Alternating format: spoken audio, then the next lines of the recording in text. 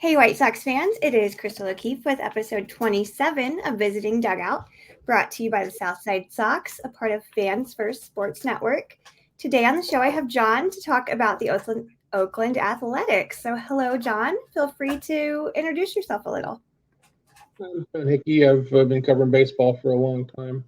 I had two stints covering the A's, once back in the McGuire-Canseco era, and then more recently in the well, let's put it this way: they're not having a great year. No. So.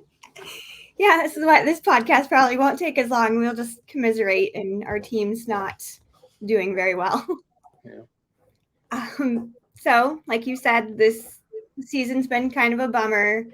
Both of our teams are kind of sitting at the bottom with the Royals under 500. Is there a particular reason why this hasn't been a good season, or do you just kind of say, gesture at everything that is happening right now?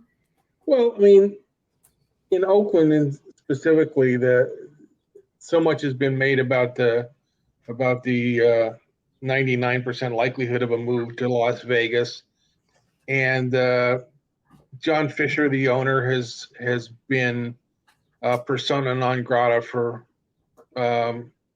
a few years now, and never more so than at this moment, obviously. But there's a very rabid fan base. I'm not saying it's a very huge fan base, but it's a very rabid fan base. As they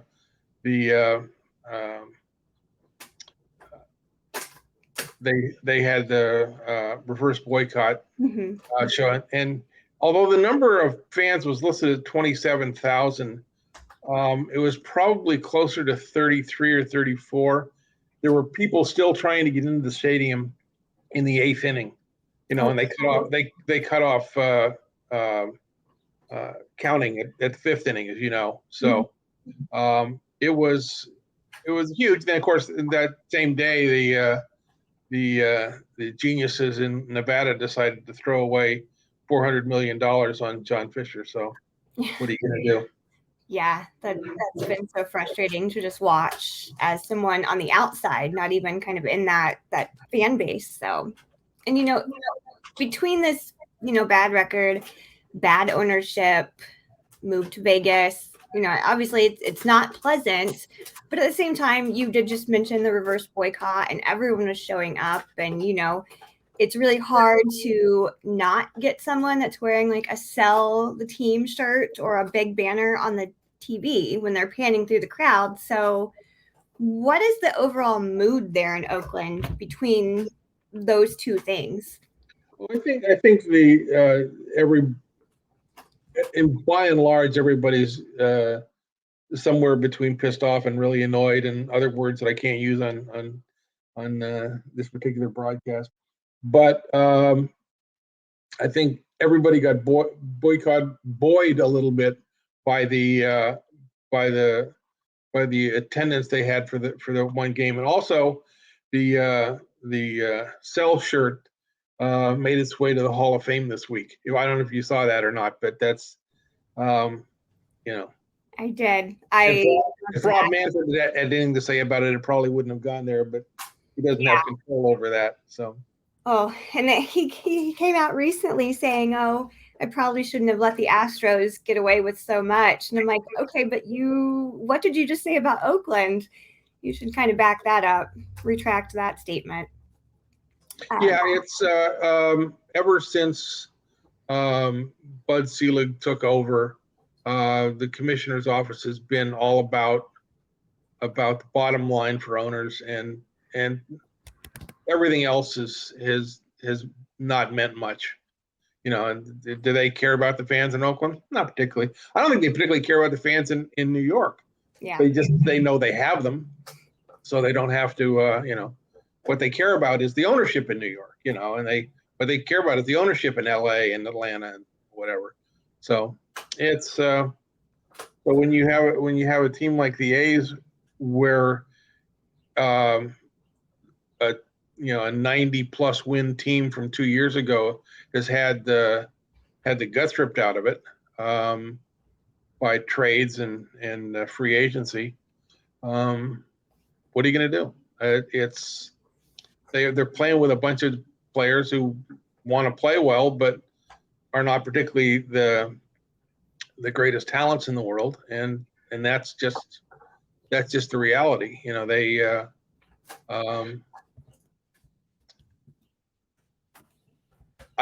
you don't want to say they've given up, because the players haven't given up, but I think ownership has given up, and that's really sad. I can tell the players are still in it. I mean, they just kind of had that little win streak not that long ago. Yeah, they won 7 in a row, and now they've lost 8 in a row. You know, so they're one game under 500 in their last 15 games. So what are you going to do? It's a strange status. So in that kind of same vein, do you think fans are going to kind of divorce the team, you know, look for another team, or do you think they'll follow them to Vegas? Oakland has a particular history with this, because of course the Raiders left and went to LA, and then the Raiders came back, and then the Raiders left again and went to Vegas. So the football fans stayed fans. I'm not sure the baseball fans will, only because, you know, for football, you know, it's 8 weekends a year, or, you know, on the at home, and eight more on the road. Of course, they've changed the number of weekends now, but you know, baseball is an everyday thing for 7 months. You know, you start February 15th, and in the last games for everybody in first week of October, and then the postseason is another month. You know, that's different than football, where you know, essentially only have to watch it one day a week for 3 or 4 months. So I suspect that they're going to have trouble keeping the fans. I'm really curious. The contract forces the A's to play in Oakland next year, and if they're getting bad crowds now, what are they going to get next year? You know, what are their promotions going to be? You know, yeah,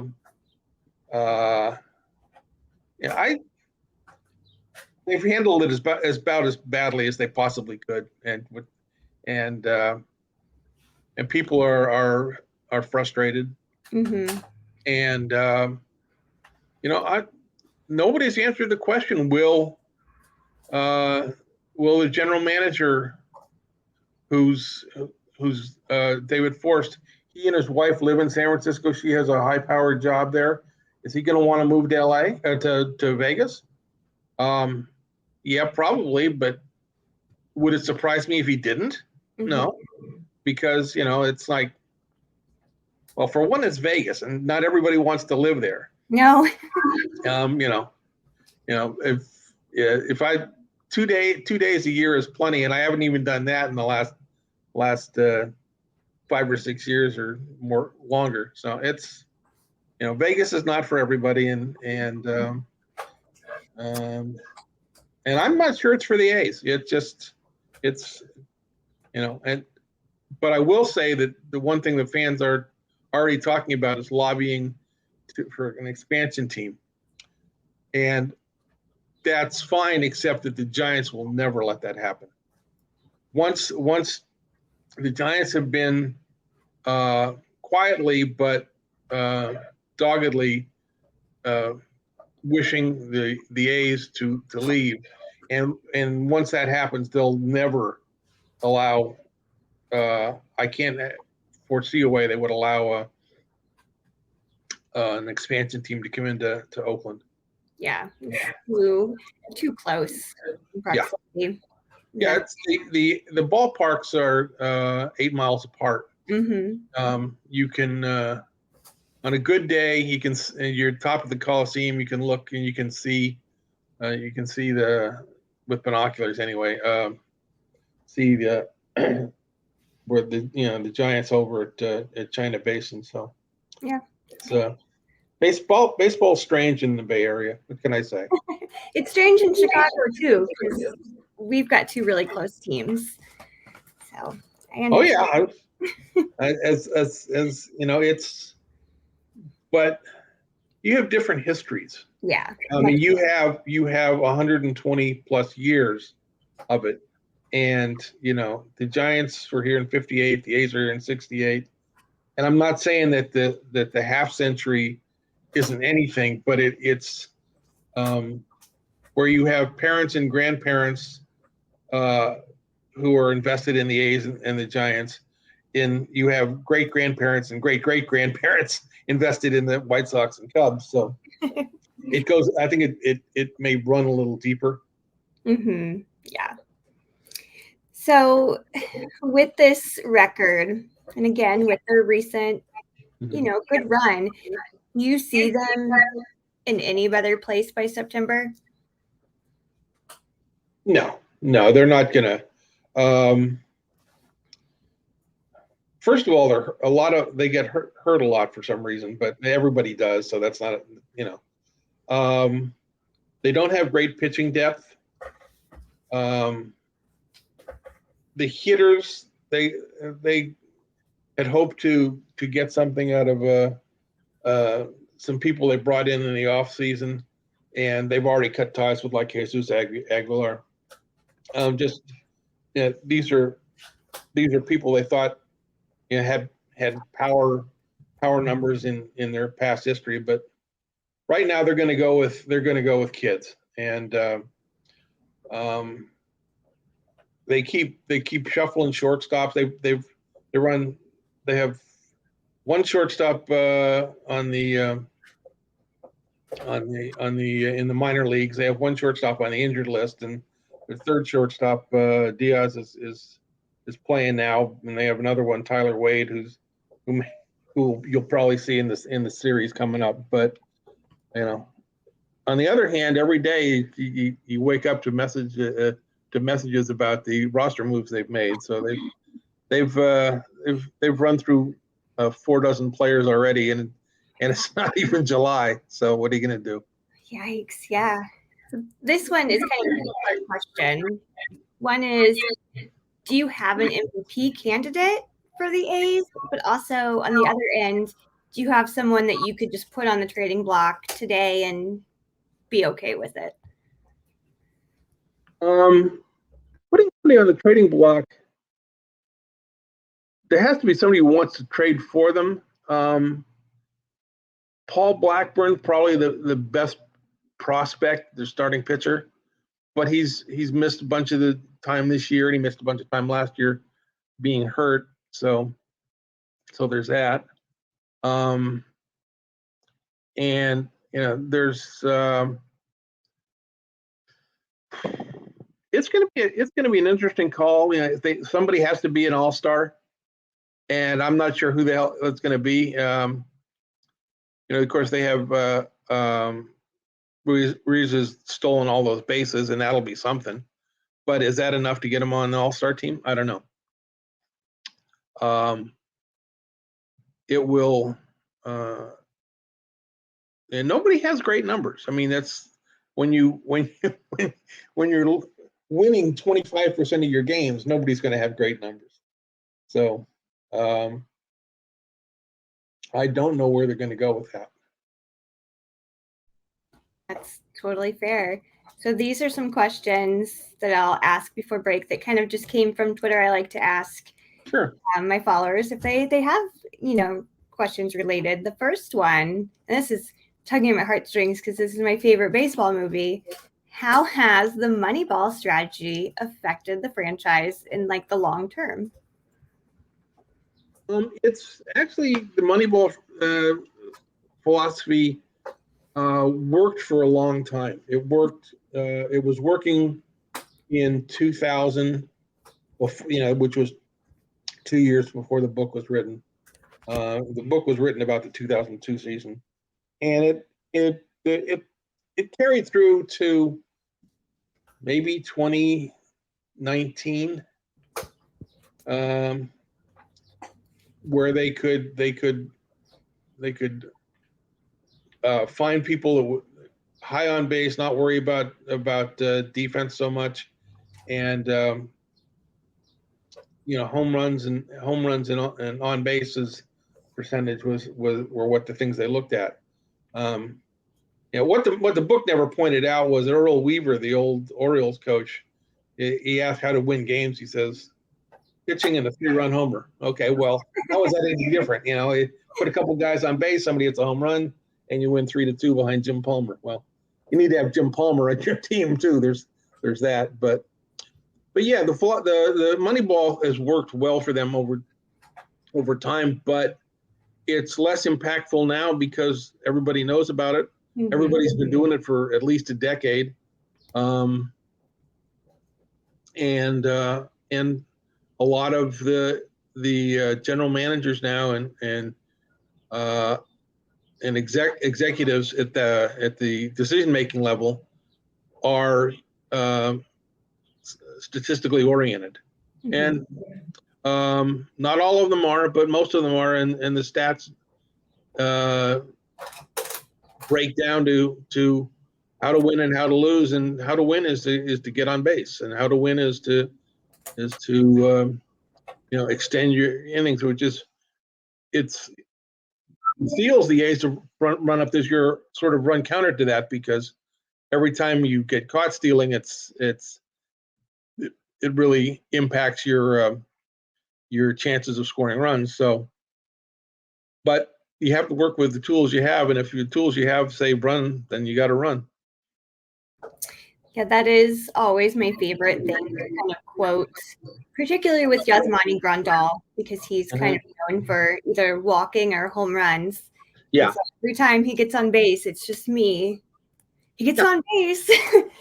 Oh, that's my favorite baseball movie ever. So this one, should the A's recent performance give White Sox fans any optimistic sense that anything can happen? Because again, both teams are not winning a ton of games, and neither one of them typically have long win streaks. Yeah, I think one of the things that's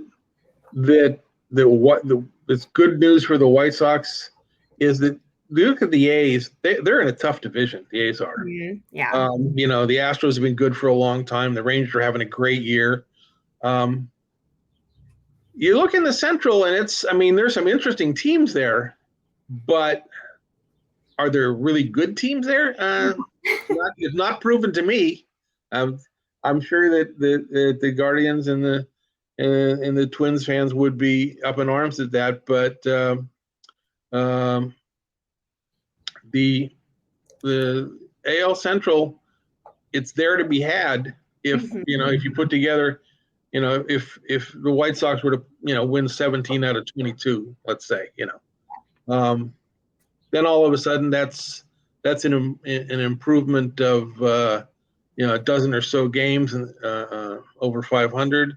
Now all of a sudden you're at least in the ballpark. But to do that, you need consistent pitching. You need to hit with the runners in scoring position. And neither of those have really seemed to be strengths of the White Sox so far this year. So, yeah. Yeah, there's only one team in our division that's even hit 500. Yeah. They're at exactly 500. Yeah. So it's been brutal. That's the thing. When nobody else in the division is going anywhere, you have a chance to flounder and then catch fire. Mm-hmm. And that's, for example, take the Mariners last year. They were 10 games under 500 at 29 and 39. And then when they won, 13 or 14 in a row, and something like 20 of 24, and wound up winning 90 games. Mm-hmm. Wound up in the playoffs. You need to have talent to do that, to catch fire, but sometimes it's the fire itself is enough. Sometimes average players can play out of their minds for 2 months, and they can, if they all do it at the same time. Baseball's full of stories like that. And so yeah, if I was a White Sox fan, I would hope for that, and I wouldn't expect it necessarily, but that that the other teams are out there letting you stay close. I mean, close being a relative term, obviously, but you know, when you should be 30 games out and you're not, you know, then you know, if Tampa was in the division, where would everybody else be? You know, maybe 25 games out of first place. You know, you know, Tampa is you're talking about Moneyball. Tampa is as much a Moneyball team as anybody, and they've made it work, and they too have done it with a crummy stadium. Oh gosh, yeah. That's I've been there, and I checked it off my list, and that was it. I don't ever need to go back. We're good. Well, I've been to well, not every stadium because they've opened a couple in the last few years, but I've been to most, and Tampa's not a great one, but you know, it's players like it. Players like it because of the clubhouses are really good. But the field itself, well, not so much. No. This last one I think is more of a joke than anything. The question was, will Tony Kemp ever be freed from his prison? Yeah, he had an 0 for 24 streak a little bit ago, and now he's in his last 10 games or something, he's hitting like 500. Of all the players that you might trade at the trade deadline, which is just what 5 weeks away now. Kemp is one, Laureano's another. These are two guys who've been around for a while and have something to give. But Kemp's the kind of guy who's best on a good team. You know, he's not going to save a bad team, and that's and most players aren't going to save a bad team. You know, yeah. But you know, you take Aaron Judge and put him in the middle of the A's lineup. Okay, maybe he could, but maybe then I just say maybe. Yeah. You know, and Laureano, who has power and a great arm, is going to people can find that useful. So I wouldn't be surprised to see him dangled at the trade deadline. But at some point, you know, these guys are going to these guys in the front office are going to have to put together a team and not just you know, sort of market players so they can ship them, you know, which is sort of been what they've been doing the last few years. Yeah. I know the White Sox were very blessed to obtain Liam Hendricks. And he's been one of my favorite players for so long now. In fact, I remember I was at a White Sox A's game, and we got tickets right next to the visitors kind of bullpen area. And Liam was just down there like cracking jokes and being super friendly and like the nicest person. I remember looking over to my partner, and I was like, man, I would do anything to have him on our team. And then like 2 years later, he was there. Yeah. I feel bad for, you know, fans on other teams because everyone seems to just adore him. But Liam's one of the best. I was with on the in the clubhouse when he got designated for assignment, and you know, the other 29 teams in baseball did not consider it a big deal. They let him go. The A's signed him to a minor league deal, and a year later, he's the best reliever in baseball.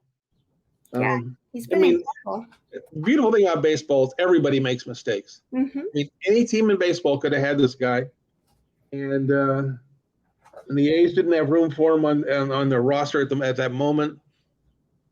They thought they didn't anyway, and but the other 29 teams didn't either. And it's like, people like in pro basketball or hockey or football, that really doesn't happen very much, but it happens a lot in baseball where people are they're overlooked, and then boom, they're able to be take advantage of a new situation. Yeah, that's like the Joey Gallo effect. He was just not happy in New York, was not doing very well in New York, and then he's off the team and he's great again. Like it's old Joey Gallo again. Yeah. Yeah, I mean it's like Gallo is a good representation of that. There are in baseball circles there are guys that who can play in New York and guys who can't play in New York. Yeah.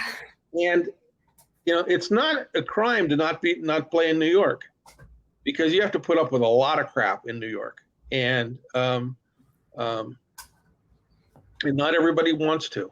Mm-hmm. Some people just want to play their game. They don't want to have to go 15 rounds on everything that ever happened on a field. Some guys are fine with that. Mm-hmm. Derek Jeter was fine with that. Yeah. But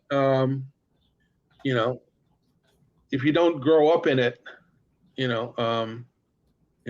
it's a problem, and so I'm glad to see Gallo's doing well again. That's or at least getting a chance to be on the field again. Yeah. Yes, especially that. Yeah. All right. Well, we're going to take a quick break to pay bills, and we'll be right back. And if you're on YouTube, you're watching Would Be Awkward. All right. Welcome back. I'm Crystal again here with John to break down this White Sox A's series. So we don't know the pitching matchups yet for this series. We are recording a little earlier than the series, but my guess it'll be Dylan Cease, Michael Kopech, and Lucas Giolito, and that's kind of the three best that we've got right now. I mean, Dylan and Michael are still a little on and off, but Lucas has been great. So that again, that's a tough problem. But what can you tell me? I know you said pitching depth is not great, but is there any, can you glean some knowledge onto us about your starting rotation? Well, they keep moving people in and out of the rotation. I mean, like I thought Waldichuk might stick for a while, but he's back in the bullpen. JP Sears is done okay. Blackburn is obviously a guy they really feel they can go to, but I wouldn't be surprised if there were one or two new starting pitchers on the staff by the time, as you say, we're recording this in advance. So by the time the team gets to teams get to face each other, it's just the way it is in Oakland this year. It's just every day is a surprise. I thought, we're going back to the offense. I thought Tony Kemp might not play again. Now all of a sudden he's playing every day again. And that's in part because people have gotten hurt, but it's in part because he's been playing well. Brent Rooker had a great first month. Not so much since then, but it's Shea Langoliers is a very good. Don't try and run on Shea Langoliers. I would if you're thinking of getting your running game going, this guy can get and throw, and he has a little bit of power. But and Noda, the first baseman, has power. Jace Peterson at third.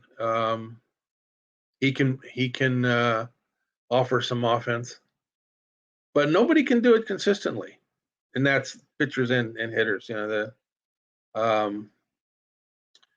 They just who's their closer going to be? No idea. I mean, they've run through guys, and they're three of their last four. They've lost 8 in a row. They lost 3 of them, 3 of the last 4 by 1 run. Twice because the pitching didn't hold up, and once because the defense didn't hold up. And it's like, what are you going to do? It's just, sometimes you just got to throw your hands up in the air and say, okay. It's just one of those things. Yeah. You watch this team, and it's you get the sense it would be a fun team to watch if they had a little more depth. But they don't have more depth. They're not going to get more depth. They're probably going to get less depth as the trade deadline comes, and that's too bad. It's too bad for the team. It's too bad for the fans in Oakland, who really do like this team, and and it may turn out well for fans in Vegas, but I wouldn't count on it. Yeah, I don't see how a team does well in Vegas because, like you said, nobody wants to just live there. It's a tourist town. You've got people in and out all the time. Yeah. Well, here's my thing. Nobody asked me, so I don't bring it up. But if you're in Vegas, when do you make money? You're a casino, because that's all I have in there to make money, basically. Is people at UNLV will be upset about that, but it's true. They don't have much other than the casinos. The casinos make money from 5 o'clock to midnight. Mm-hmm. When do you play baseball games? Between 7 o'clock and 10 o'clock. Yep. Now, it's one thing to have hockey games twice a week. Mm-hmm. It's something else to have football on a Saturday or Sunday. But to have 7 months where every other day essentially is a night game, that's not going to go well with the local economy. I'm just saying. Nobody has brought that up except me that I know of, and it may not have any validity at all. But I believe that it won't be a going concern for that very reason, that there's no way for the economy to work and baseball to work. Also, you ever been to the Giants ballpark in San Francisco? I haven't. That is on my list for next year, actually. Have you ever been to Fenway? Yes, I've been to Fenway. You know how big Fenway is? Teeny tiny. Okay. Fenway is is located on 8.7, I guess, acres. Mm-hmm. That includes exactly 0 parking. Yep. The stadium itself is on. What they have in Vegas, the property they have located is 9 acres. So it's the Giants stadium in San Francisco, which also doesn't have much parking, is on 13 acres. The stadium that they had planned in Oakland for Howard Terminal was on 53 acres. So you're gonna put, by definition, a small stadium in Las Vegas in an area where they already have no transportation and terrible congestion. How does that work? Yeah, and whenever you look at the plans, it's like right by, the Raiders and the Knights. It's like it's all kind of one little spot. Yeah, that is congested. Okay, but there's no good public transportation that can handle baseball, and so people are going to have to drive. And where are they going to park? They're going to have to park in casino parking lots. Okay, if your fans are parking there, then the gamblers aren't parking there. That's not going to work well. It's insanity, except that that would be making insane people feel bad. It's beyond insane to have and then of course they're going to the plans are to not have it domed. So those 115-degree nights in Vegas, those are going to be just lovely. Honest, nobody's thought this through really. If they're going to build a dome stadium where it's air conditioned, fine. They did it in Phoenix.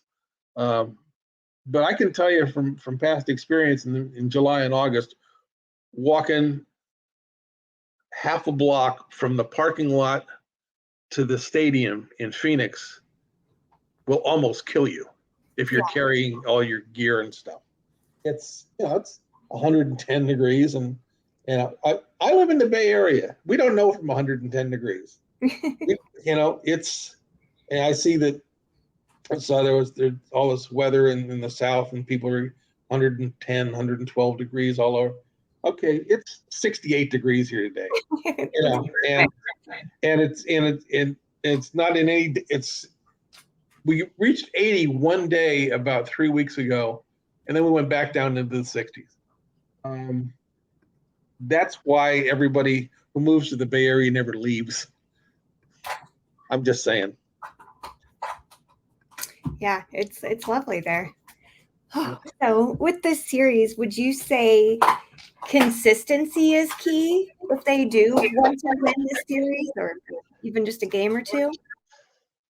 I think if to beat Oakland, Chicago pitchers just have to throw strikes. If you walk Oakland hitters and put people on base, you'll get in trouble. And that sounds dumb. That's probably true for everybody. But this team has not proven that it can hit strikes. At some point, it may prove that. But if you just come at them hard, most teams have found that they can get 2 out of 3. Or they can sweep. It's the A's play hard, but they're just not very good, and it's too bad, but that's the way it works. Do you think on the A's there is like a big threat to the White Sox? Because again, we're not playing good baseball either. Yeah. There is some power on this team a little bit. And if you elevate too many pitches, they can hurt you that way. Roger Langoliers, the first baseman, and Peterson, Laureano, these guys can all go deep. Keep the ball down and throw strikes, and you're in a good shape. But good teams will beat you even when you don't make mistakes. A team like Oakland will beat you when you do make mistakes. So play clean, throw smart, and you're going to be in pretty good shape against this team. The last question I have with this series, do you have like a really just big fear heading into it?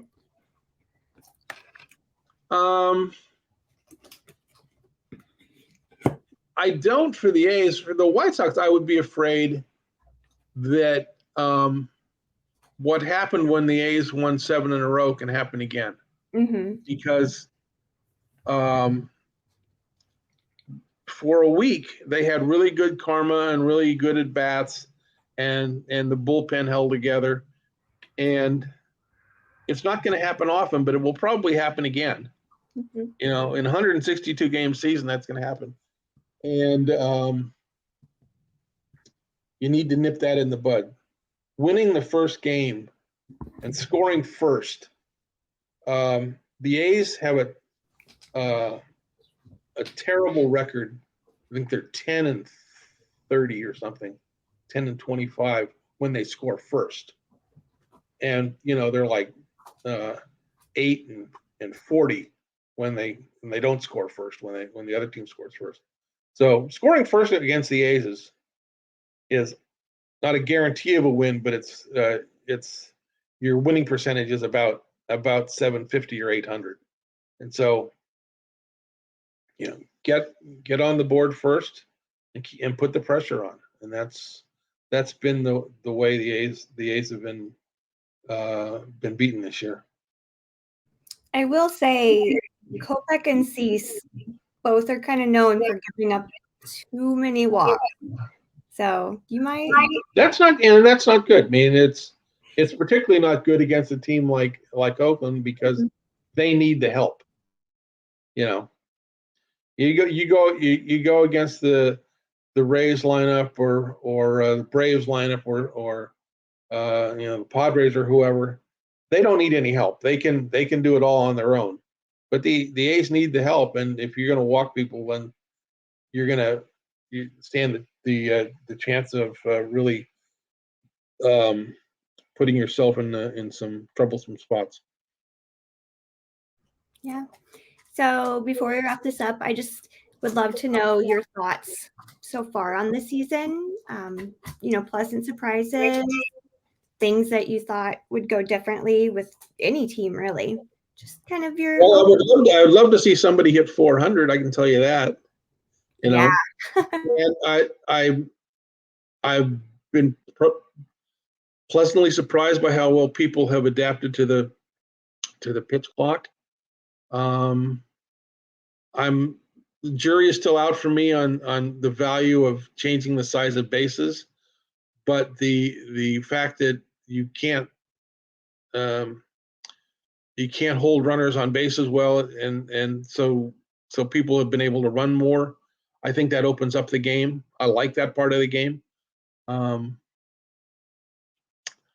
But there's been, for me, and it's part of it just being in Oakland, this whole A's situation is just underscores a lot of what's wrong with baseball. They could, they want to expand to 32 teams. Nobody's shocked to know that. And they could expand so I don't know, Nashville is one, and Montreal is one, Vegas is one. There are places they could expand to and leave the A's where they are. And I'm not sure why they're making it unnecessarily difficult on themselves, but they are. This is a team that has big ties to the community, not to the ownership, but to the community, and it's been troublesome to see the 28 different ways that baseball has screwed itself doing the Vegas two-step. It's not. It's almost certain to happen, but it's almost as likely that it will happen badly, and that's too bad. Yeah, you're going to bring a team into Vegas that has no fan base and is going to struggle for a couple of years until they can rebuild. Who's going to want to see that team? The one aside is that Vegas is Oakland's AAA team, so that the fans that are there are going to know the players. They get to see them all as they shuffle people up and down. But I don't know. It's been an interesting year. I've been really surprised to see the Rays not so much win the 13 in a row to start the season, but that they have their winning percentage since that ended is the fourth best winning percentage in all of baseball. I mean, for everybody else, who's the Orioles, the Orioles have the last time I checked, a 620 winning percentage, and the for the entire season, which is pretty amazing. And the Rays, you take out the 13 wins to start the season, their winning percentage is like 615. Yeah. So that's like, okay, you're unbeaten for 13 games, and then you're playing as well as anybody in baseball the rest of the time. That's pretty spectacular, you know. Yeah. They've been fun to watch. Yeah. For sure. I will root for the Orioles because again, they were never a threat previously. So I have this attachment to them, but I'm a little worried. Yeah, my aunt lived in Baltimore for years and never called them the Orioles. She always called them the Birds. Apparently, everybody did back then. But the Orioles are a fun team to watch, you know, because teams that have been down and are coming back, they're like everybody likes to see that, you know.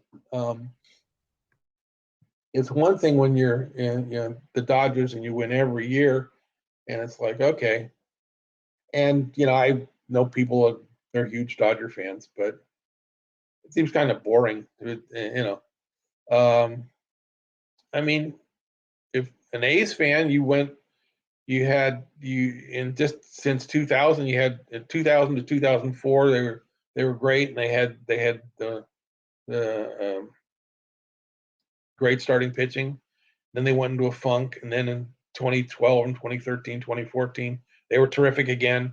Then they went down, and then in 18 and 19, they were back, you know, competing with the best in baseball. And now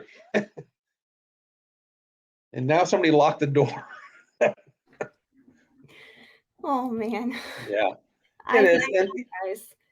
you know, and it's, you know, the White Sox have gone through some of that, but it's when you have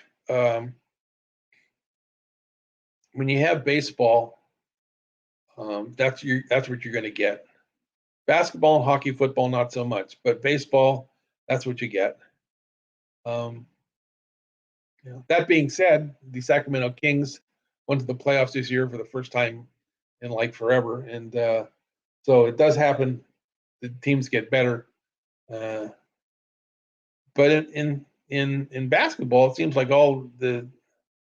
mostly the same 6 to 8 teams are always the same 6 to 8 teams. That's why I don't watch basketball. I used to love it, but it got to the point where I was like, I'm sick of seeing like the Heat and whatever LA team is hot right now. Like I'm sick of seeing the same four teams constantly winning it all. And as a Bulls fan, you know, my heyday was when I was still pretty young. So yeah.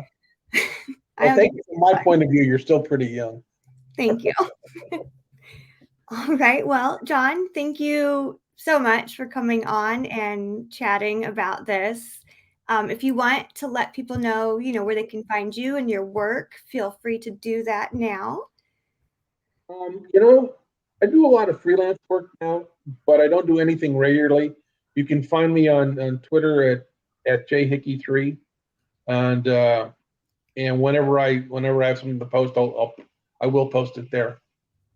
Yeah, absolutely. All right. Well, thank you so much. Best of luck to you in this series too. And to you and your White Sox. It'll be an interesting matchup. Thank you. All righty. Bye now.